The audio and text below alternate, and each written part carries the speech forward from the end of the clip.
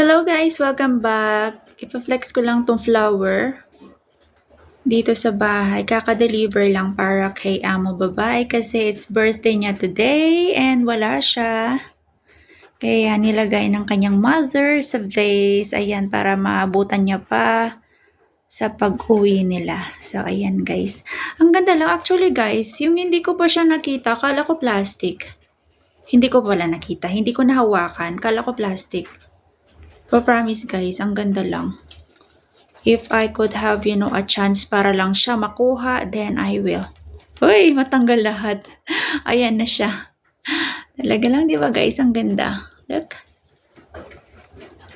It's a fresh flower. Ayan. With mga dahon-dahon. Ayan. Ayan siya. And itong meron pa ditong bulaklak na green guys. Look at that. So, ayan lang siya. Thank you for watching.